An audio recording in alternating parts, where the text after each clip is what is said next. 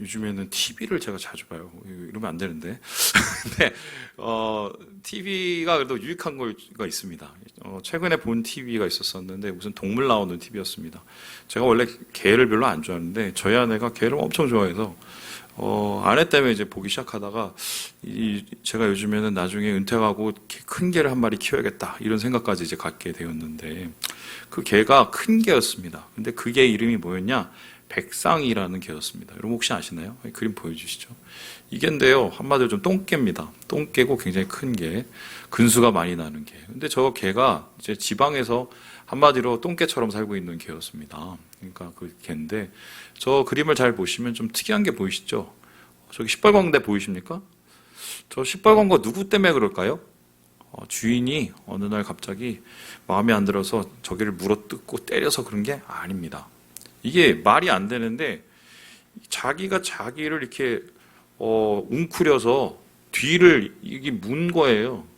그래서 이쪽 저쪽을 다 물어서 이게 패어갖고 뭐 치료를 받아도 계속 이게 막 그러니까 자해를 한 겁니다. 자해를 한 거예요. 도대체 왜 이런 자해가 일어났을까? 뭐 병원에 가도 모르겠고 막 이러니까 이제 고민을 하다가 이 TV에 이제 신청을 한 거죠. 우리 개가 자해를 한다고. 그래서 개 전문가가 오셔갖고 이 백상이가 왜 자해를 하는지 이제 살펴봤는데 그 원인을 하나 발견했습니다. 한번 보여주시죠. 바로 여기였습니다. 이게 이제 뭔가 하면은 저 앞에 있는 개가 개집이고 저 있는 데가 개가 돌아다니는 겁니다. 지금 보시면은 이게 중간이 좀 둥그렇게 돼 있고 주변이 이렇게 패여져 있는 게 보시죠? 개가 계속해서 저기를 돌아다닌 겁니다. 그러면은 개가 왜 저기를 뺑뺑뺑 돌았느냐? 개 목에 뭐가 걸려 있어요? 줄이, 쇠사슬이 이렇게 묶여 있는 거예요. 여러분 이제 지방에 가보시면은 아시겠지만 개가 이제 막 돌아다니면 안 되니까 집에 묶어놓고 그냥 막 음식 주고 키우는 개들이 있죠. 이 백상이도 그 개 중에 한 명이었는데 한 견이었죠. 한 견이었는데 그런데 그 백상이는 다른 개하고는 좀 달랐어요. 되게 예민한 성격에 민감한 성격이었던 것 같아요. 그런데 계속 뺑뺑뺑뺑뺑뺑 도니까 답답했던 거예요. 그리고 답답하고 이 개가 이게 교육을 하고 스트레스를 풀어야 되는데 그 스트레스를 푸는 방법 중에 하나가 그 후각, 이 감각을 통해서 한대요. 그래서 단순히 자기가 있었던 그곳의 그 냄새뿐만 아니라 돌아다니고 여기저기 다니면서 이 후각을 통해서 스트레스를 푼다고 하더라고요. 그런데 이 백상이는 계속 거기 붙잡혀갖고 거기서 뺑뺑뺑뺑 도니까 이 감각 훈련이 안 되고 후각의 자극을 못 받은 거예요. 그러니까 스트레스가 오죠? 미쳐버리죠? 그럼 어떻게 했습니까? 승질이 나죠? 그러면 승질이 나면은 다른 폭력적인 상황을 못하니까 어떻게 해요? 스스로 자기를 물어뜯는 뭐 이런 상황이 된 겁니다. 그래서 이 개 전문가가 그 설명을 했어요. 얘가 괜히 그런 게 아니라 이때까지 여기 계속 묶어놔서 그렇다고. 그래서 질문을 했는데 얘 데리고 산책한 적이 언제냐 그랬더니 그 분이 대답을 못 하더라고요. 그 소리는 뭡니까? 산책한 적이 한 번도 없다는 거예요. 그러고는 얘 보니까 얘가 문제인 게 아니라 진짜 문제는 누구였습니까? 예, 이 주인의 문제였던 거예요. 그래서 어떻게 하냐? 다음 그림에서 보시 얘를 풀어다가 이제 막 동네를 다녔습니다. 그래서 이 냄새 맡고 저 냄새 맡고 막 맡게 만드는데 독특한 점이 하나 발견됐어요. 그게 뭔지 압니까? 저렇게 풀려나면은 개들이 되게 막 신나니까 막 이렇게 달려가고 앞에 뭐 냄새도 맡고 뭐 이렇게 킁킁거리고 이래야 되는데 그걸 안 해요. 계속 뺑뺑뺑뺑뺑뺑 돕니다. 그러니까 그 이유가 뭐겠어요? 태어나서부터 계속 1m도 안 되는 그 개줄을 묶어서 뺑뺑뺑뺑뺑뺑 도는 거예요. 그 뺑뺑뺑뺑 도는 게 자기의 생활의 습관이 되고 틀이 됐는데 그게 뭐 그걸 하면서 안정을 느끼는지 모르겠지만 그거는 꼭 자기를 옥죄는 일종의 스트레스 그릇이었거든요. 벗어나지를 못하는 거예요.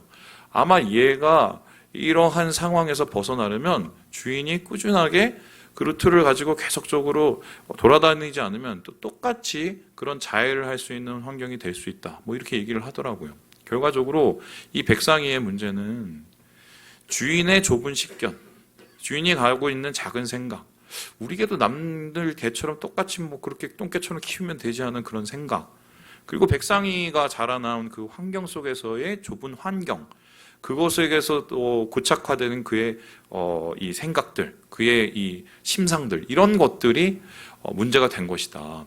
그래서 우리가 가지고 있는 좁은 시각이 얼마나 문제인지를 다시 한번 깨닫게 되는 거였습니다. 그래서 제가 이걸 보면서 어떤 생각이 들었냐면 참 개 같구나. 개 같구나. 욕하는 거 아니에요? 개 같다. 우리가 참 개 같을 수 있겠다는 생각을 들었습니다. 왠가요? 사람은 살다 보면은 그 익숙한 환경들이 있어요. 그 익숙한 생각의 틀, 생활의 틀, 그리고 영적인 틀, 신앙의 틀도 있습니다.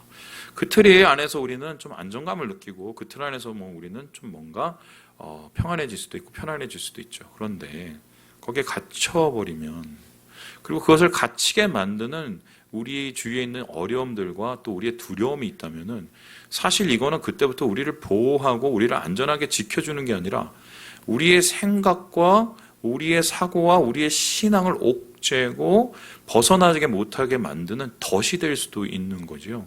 그래서 제가 이걸 보면서 나도 저런 게 있지 않을까? 나의 1m는 도대체 어떤 것일까? 이 1m를 벗어나서 나도 세상으로 향해서 저기저기 돌아다녀야 되는데 우리 교회는 그러면 어떨까? 이런 고민을 제가 해봤습니다. 그래서 우물안 개구리와 같은 그런 것을 벗어나야겠다는 생각을 했어요. 제가 그런 마음을 가지고 있었었는데 갑자기 생각나는 사람이 한 명 있었습니다. 이제 그 사람이 누구냐면 오늘 본문에 나오는 아브라함이라는 사람입니다. 오늘 아브라함이 굉장히 마음이 상해 있습니다. 상한 이유가 하나님 때문인데 그는 하나님께서 그에게 축복해 주시는 그 축복의 말을 듣고도 굉장히 섭섭한 얘기를 하고 있어요. 우리 함께 2절의 말씀을 같이 한번 읽어보도록 하겠습니다. 시작. 아브라함이 이르되 주 여호와여 무엇을 내게 주시려 하나이까? 나는 자식이 없사오니 나의 상속자는 이 다메섹 사람 엘리에셀이니이다. 하나님께서 말씀했어요. 나는 네 방패야. 나는 네 상급이야. 내가 너 지켜주겠어. 그리고 내가 너를 보상해주겠어. 이렇게 얘기를 합니다. 이 이야기에 아브라함이 감사합니다. 아멘 이렇게 받는 게 아니라 하나님 무슨 소리세요? 뭘 나한테 주시려고요? 나한테 지금 있는 게 아무것도 없는데요. 자식도 없고 나한테 있는 것은 저 엘리에셀인데 이 다메섹 사람 엘리에셀은 자기 태생도 아니고 자손도 아니고 종이에요. 그러니까 저 사람 한 명 있는 걸 가지고 뭘 하나님이 나한테 축복을 해주신다고 나를 하나님께서 지켜주신다고 말이 안 되잖아요. 이렇게 하나님 앞에 되묻고 따지듯이 지금 섭섭함을 표현하고 있어요. 왜 그러냐면 지금 이러한 하나님과의 대화는 바로 이 그림 뒤의 이야기이기 때문인데요. 보여주시죠. 아브라함이 전쟁을 치른 후였기 때문입니다. 이 소돔과 고모라 쪽으로 그 당시에는 비옥한 땅이었기 때문에 롯이 갔습니다. 우했더니 좌했습니다. 그리고 갈라지고 나서 롯이 거기서 잘 사는 듯 했는데 얼마 지나지 않아서 이 페르시아로부터 엘람 족속의 이 왕과 그 연합군이 와서 이 소돔과 고모라 지역을 이제 공격을 했어요. 그리고는 여기에서 완전히 다 무너지고 롯의 가족들뿐만 아니라 소돔과 고모라 지역에 있는 모든 사람들이 노예로 끌려가고 있는 상황이에요. 요즘에 무슨 연인이 보면 막 그렇게 다 노예처럼 끌려간 거죠. 이런 상황에서 아브라함이 이 이야기를 듣고 그래도 유일한 피부치니까 이 롯을 살리기 위해서 318명의 특공대를 조직을 해서 롯을 구하러 갑니다. 그리고는 하나님의 적극적인 도우심으로 이 전쟁에 승리를 하고 롯을 구한 채로 이제 다시 돌아오게 돼요. 그런데 돌아왔었을 때 당장 아브라함에게 오는 생각이 하나 있습니다. 누가 이제 나를 지키지? 롯은 자기가 지켜줬는데 자기가 정말 힘들고 어려운 상황이 되면 나를 지켜줄 수 있는 사람은 누굴까? 보통은 자기 가족, 중요한 건 자기 자식, 이런 것이 내가 노년이나 어려웠을 때 지켜주는데 이젠 지켜줄 사람이 아무도 없고 나는 혼자인 것 같은 거예요. 그런 가운데 두려움이 엄습하는 것입니다. 그럴 때 하나님께서 축복을 해주시니까 그게 축복이 아니에요. 아니 하나님께서 내가 여기 오게 하신 이유는 자식 준다고 해서 왔는데 그 자식 때문에 이 말도 안 되는 이곳에 와서 생면부지의 땅에서 완전 남의 땅에서 이렇게 생고생을 하고 앉았는데 지금 이렇게 싸워도 나를 지켜줄 사람 한 명도 없는 이곳 속에서 하나님께서 나에게 축복을 하신들 내가 이걸 믿겠냐는 거예요. 그러면서 그의 마음속에 의심이 더 폭발하게 되고 그의 마음속에 불평이 막 폭발하기 시작을 하는 거죠. 그런데 하나님께서 이의 마음을 아시고는 어떻게 대응을 하셨냐? 그게 좀 굉장히 의외였습니다. 우리 함께 5절의 말씀을 같이 한번 읽어보도록 하겠습니다. 시작. 그를 이끌고 밖으로 나가 이르시되 하늘 우러러 무별을 셀 수 있나 보라. 또 그에게 이르시되 내 자손이 이와 같으리라. 그냥 그 사람을 끌고 나갑니다. 끌고 나가서 그냥 하늘을 보게 만들어요. 광야에서 보는 하늘 엄청나겠죠. 그리고 그 별빛이 엄청나게 떴겠죠. 그걸 보면서 야, 저 하늘을 봐. 저거 다 저 별을 보이지? 내가 저 자손을 저렇게 줄게라고 얘기했습니다. 자, 이것을 보고 아브라함이 기뻐했을까요? 아니면은 더 우울해졌을까요? 어떻습니까? 당연히 우울해지죠. 내가 당장 내일 쓸 돈이 없는 거예요. 내가 내 또 주머니에 돈 10만 원도 없어. 근데 하나님이 야, 일로 와봐. 나랑 은행 가자. 그랬더니 은행 금고를 딱 보여주시는 거예요. 딱 보면서 저기 막 몇 억 있어. 자, 저 몇 억을 봐라. 나중에 너한테 저거보다 더 많이 내가 줄게. 위로가 돼요? 그러고 손에 있어요, 없어요? 없지요. 일종의 이건 사기입니다.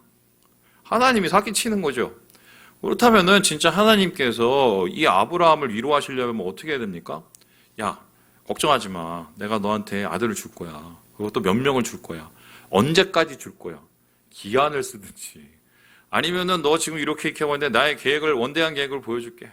이렇게 하고 나중에 네 자손이 뭐 얼만큼 많아지고 뭐 그런 뭐 로드맵을 주든지 뭔가 잡히는 걸 줘야 되는데 하나님께서 그러실 것을 알면서도 그러실 수 있음에도 불구하고 그런 확증을 주시지 않고는 그냥 멀뚱하게 별을 그냥 보여주시고 야, 봐. 저거 줄게. 이럽니다. 그런데 더 이상한 건 뭐냐면 여기서 하나님께서 이 사람을 이끌고 나갔다는 이 표현이에요. 다음 이 그림을 보면 이 이끌다라는 단어가 야차인데요. 이 야차라는 단어는 나가다, 나오다 뭐 이런 말입니다. 그런데 여기서 지금 와우 계속법의 히필형으로 쓰는데 이게 뭐냐면 하나님께서 아주 시리에 빠져 있고 자기 번민에 빠져 있는 이 아브라함을 그냥 손을 막 끌고, 그냥 생각할 새도 없이 막 손을 막 끌고 억지로 야, 저기 가서 봐. 이끌어내다. 이런 한마디로 사역형이거든요. 이끌어내서 억지로 보게 만드는 겁니다. 이러고 앉은 애를 이렇게 얼굴로는 야, 저기 좀 봐. 하나님이 이러고 있는 거예요. 그렇다면 왜 하나님께서는 실제적이고 확실한 그런 것들을 보여주시지 않고 막막하고 어떻게 보면 진짜 붙잡을 수 없는 그런 것들을 보면서 아브라함을 위로하게 하셨을까? 하나님이 아브라함 마음을 모르신 건도 아닐 건데 여기에서 우리는 하나님께서 제시하시는 가장 중요한 얘기를 볼 수 있어요. 지금 하나님께서는 아브라함에게 비전에 대한 얘기를 하고 계시거든요. 우리의 믿음, 또 우리가 가지고 있는 신앙생활에 가장 중요한 것은 귀로 들을 뿐만 아니라 눈으로 보는 겁니다. 이 눈으로 보는 것은 무엇입니까? 귀가 듣는 것이 가장 가까운 것이라면 눈으로 보는 것은 우리의 감각 중에 가장 멀리 느낄 수 있는 거예요. 그래서 신앙이라는 것은 무엇이냐면 귀로 들음에서 시작해서 보는 것으로 마무리가 되는 겁니다.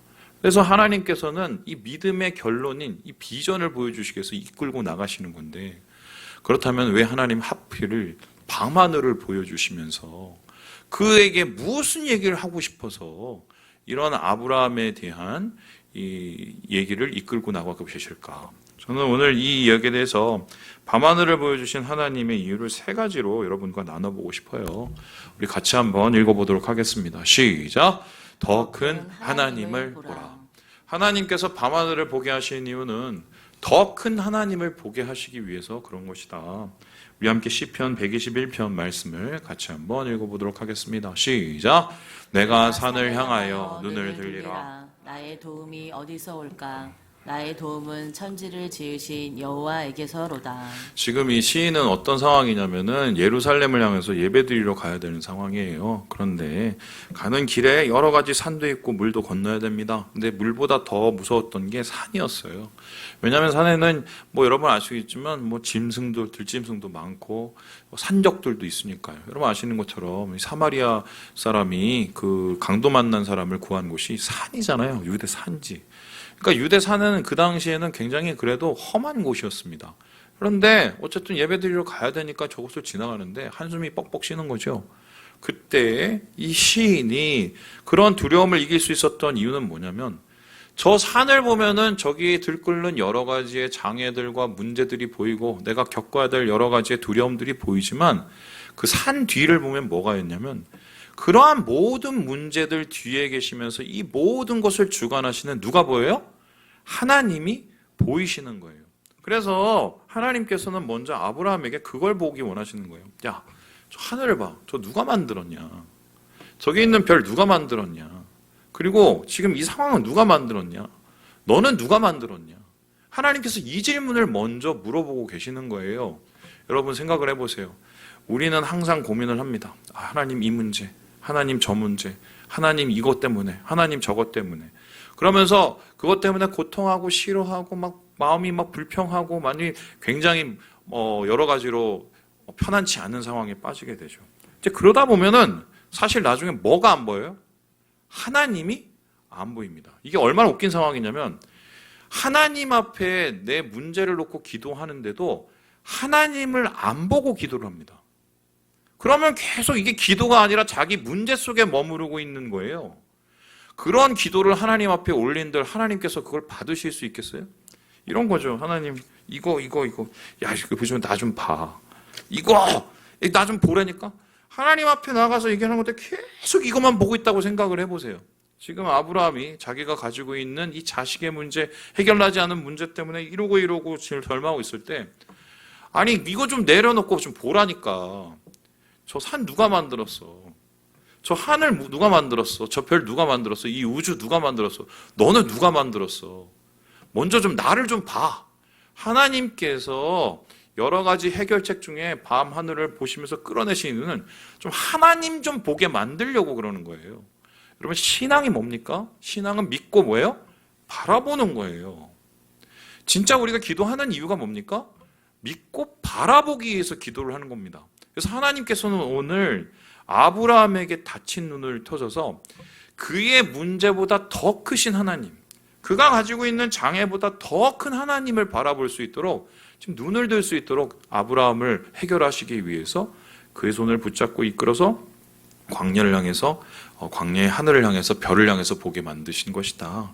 그래서요 오늘도 우리는 하나님께서 그렇게 하고 계시는데 하나님은 먼저 모든 문제에 앞서서 그 문제 속에 있는 그것 말고 그 뒤에 계시는 하나님을 먼저 만들기 원하신다, 보기 원하신다.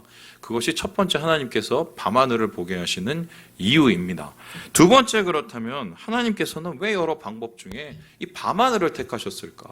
우리 같이 한번 읽어보도록 하겠습니다. 시작! 더 큰 계획을 보라. 하나님께서 더 큰 하나님을 보게 하실 뿐만 아니라 이 천지 창조하신 뿐만 아니라 그 천지 창조하신 하나님께서 주시는 아브라함을 향한 더 큰 계획을 주시기 위함이다. 우리 함께 로마서 11장 33절 말씀을 같이 한번 읽어보겠습니다. 시작! 깊도다 하나님의 지혜와 지식의 풍성함이여 그의 판단은 헤아리지 못할 것이며 그의 길은 찾지 못할 것이로다. 가끔 이제 보면은 어떤 이제 문제로 인해서 저한테 기도해 달라고 합니다. 목사님, 제가 지금 이런 문제가 있는데 이게 맞아요, 저게 맞아요 하고 물습니다. 목사님 기도해 주세요. 근데 제가 이제 기도를 딱 해야 하잖아요. 그러면 이것도 아니고 이것도 아닐 때가 많습니다. 진짜 많아요. 그러면 이것도 아니고 이것도 아니면 뭐가 문제냐? 이게 문제입니다. 이거를 택하든 저거를 택하든 그게 문제가 아니에요. 이거 속에서 머물고 있는 자기가 문제인 거예요. 지금 하나님께서는 이런 거죠. 하나님, 자식이 없어요. 제 주위에는 종 저 한 명밖에 없는데 무슨 소리세요? 보이는 게 없어요. 하나님께서 나한테 무슨 축복을 해주신다고요? 이렇게 질문을 하고 있었을 때 무슨 소리야? 아니야, 그게 아니야. 내가 너한테 약속한 게 있잖아, 약속한 게. 그 약속이 뭡니까? 하나님께서 천하 만민에 많은 자손을 주신다는 약속을, 저 별 같은 자손을 주신다는 약속을 하신 거거든요. 그런데 그 약속을 말해줘도 지금 아브라함은 잘 믿지를 못할 거예요. 왜냐하면 인간의 한계 때문에 그렇습니다. 특별히 로마서에는 이 구약을 인용해서 바울이요, 우리가 어떤 생각을 가지고 어떤 판단을 하던 간에 하나님의 판단과 하나님의 지혜는 절대로 비치지 못한다는 것을 말하고 있습니다. 왜냐하면 인간은 일종의 1차원을 살고 있다면 하나님은 4차원을 살고 있는 존재이기 때문에 그래요.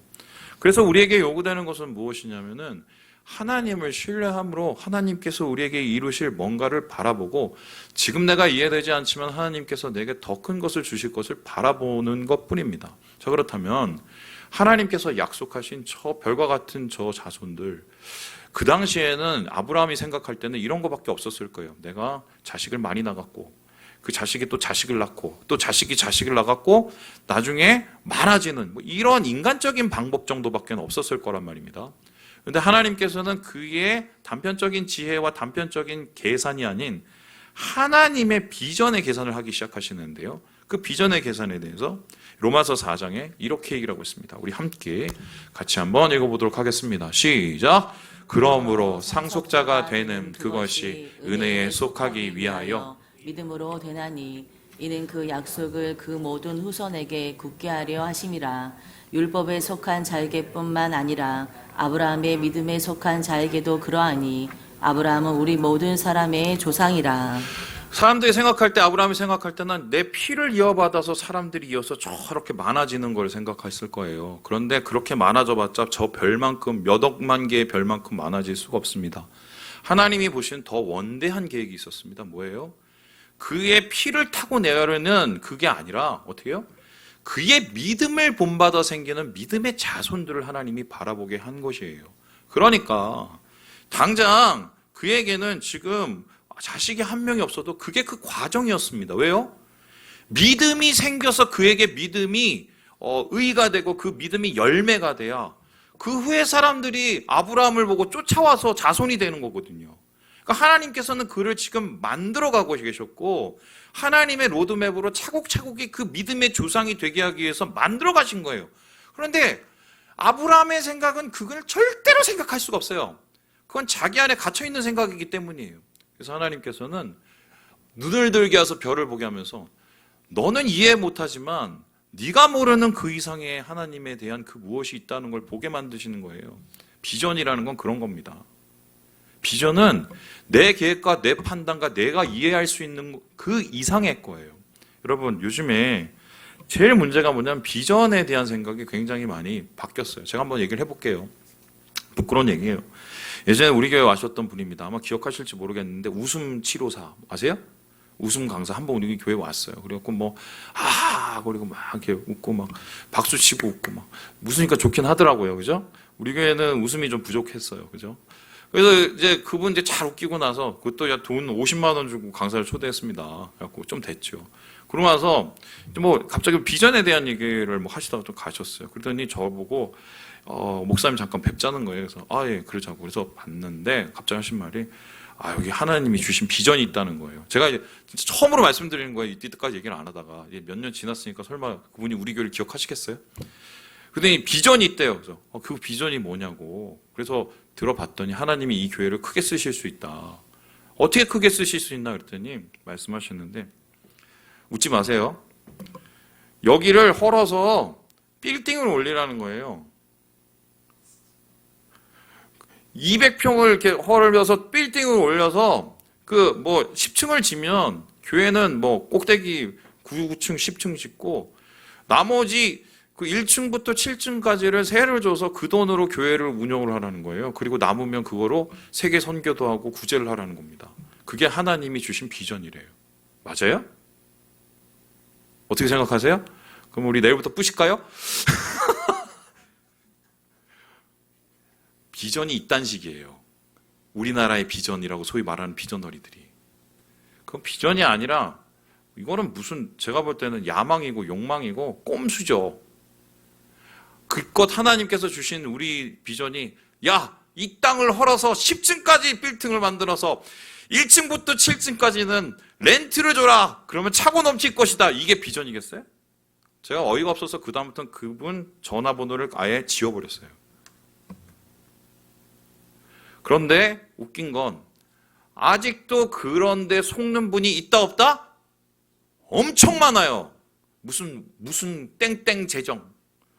다 그딴 짓이에요. 그리고 제가 최근에 본 한 분은 어떠냐면 미국에서 온 분인데 무슨 하나님이 자기를 불러주셨대요. 그러더니 믿음으로 자기는 뭘 하고, 믿음으로 자기는 뭘 해서 뭘 하고, 막 이러면서, 뭐, 자기 무슨 인터넷을 만들어서 거기에 사람들을 초대하고, 거기서 코인을 사게 하고, 그리고 그 코인을 가지고 뭘 구입하게 만든다는 거예요. 이것도 제가, TV에서 봤어요. 좀 그런 것만 봐요, 요즘에. 알고 봤더니 이분이 뭐 하나님 얘기를 하는데 한마디로 피라미드였어요. 그리고 미국에서 뭘 했다고 봤더니 미국에선 거렁뱅이 거지의 마약 중독이었어요. 그런데 미국에서도 그렇게 해먹다가 도망온 거고 한국에서도 그렇게 똑같이 해먹고 있는데 거기에 수많은 사람들이 속고 있다. 벌써 속은 사람만 수만 명이고요. 그래서 지금 피해액만 어마어마하고요. 더 중요한 건 그 안에 누가 많겠어요? 교인 어르신들이 많아요. 혹시 주변에 그런 분 있으면 절대 얘기하세요. 이게 우리나라 한국의 이게 소위 말해서 비전이라는 말로 생긴 병폐들입니다. 그렇게 보이는 비전은 보이는 게 아니에요. 하나님의 비전은 우리의 생각을 뛰어넘으세요. 하나님께서는 그런 생각을 뛰어넘는 하나님에 대한 신뢰를 가지고 그것을 바라보면서 하나님이 주실 더 나은 것, 그 부르심, 더 나은 부르심으로 지금 아브라함을 초대하고 계시는 것입니다. 그렇다면 마지막으로 하나님께서 저 밤하늘을 보게 하신 이유가 무엇일까요? 우리 같이 한번 읽어보도록 하겠습니다. 시작! 더 큰 믿음을 가져라.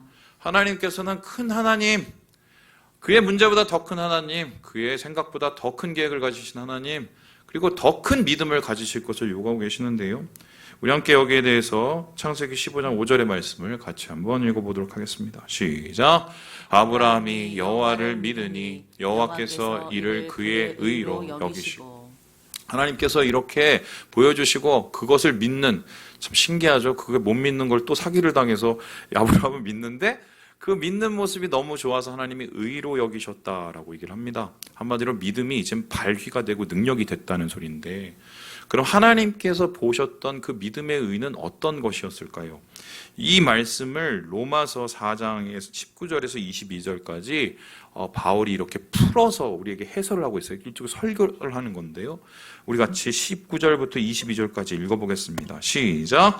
그가 100세나 되어 자기 몸이 죽은 것 같고 사라의 태가 죽은 것 같음을 알고도 믿음이 약하여지지 아니하고 믿음이 없어 하나님의 약속을 의심하지 않고 믿음으로 견고하여져서 하나님께 영광을 돌리며 약속하신 그것을 또한 능히 이루실 줄 확신하였으니 그러므로 그것이 그에게 의로 여겨졌느니라.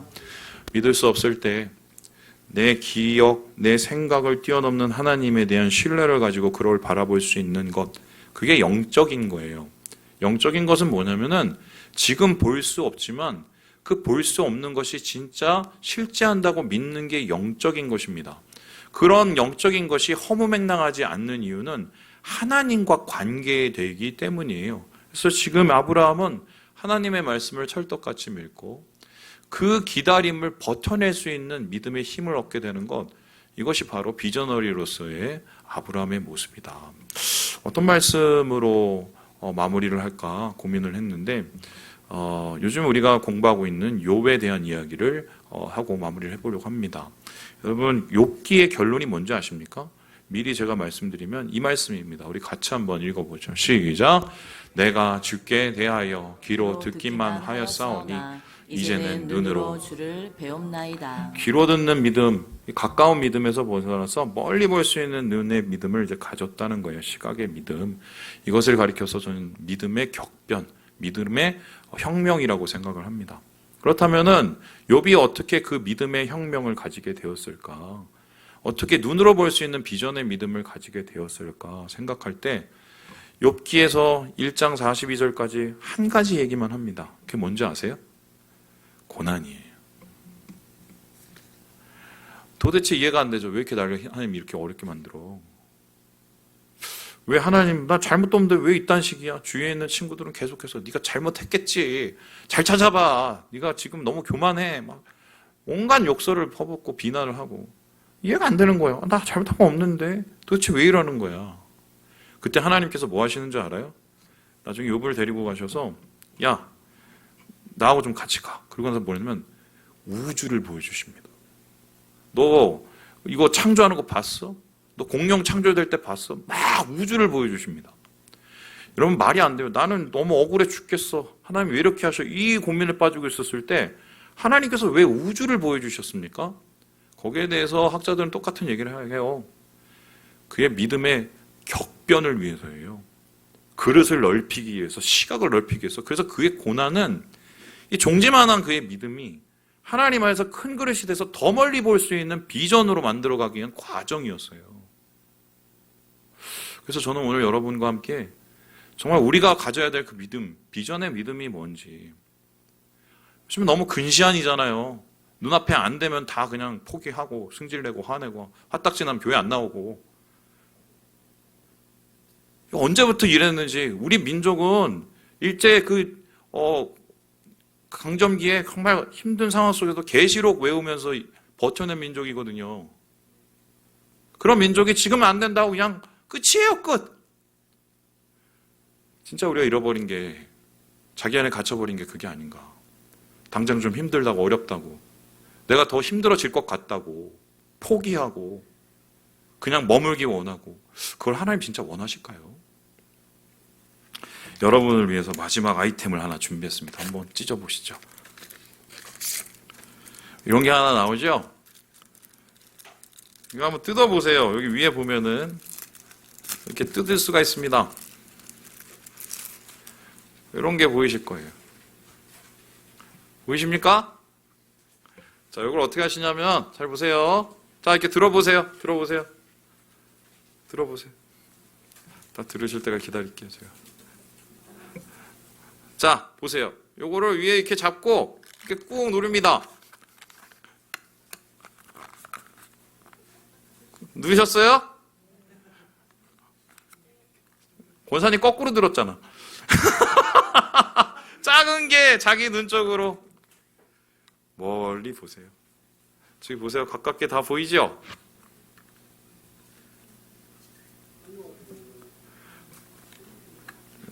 권사님, 장로님 그거 뜯으셔야죠. 뜯으셔야죠. 찾다가 제가 이걸 찾아냈습니다. 예, 간이용 집에 가셔서 이렇게 쓰세요. 이렇게 보관하시면 돼요.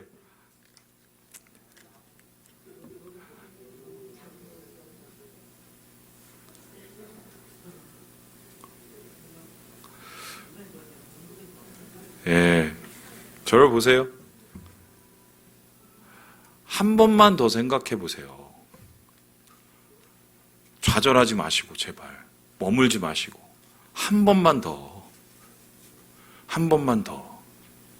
하나님 그러라고 우리 부르신 거 아니에요.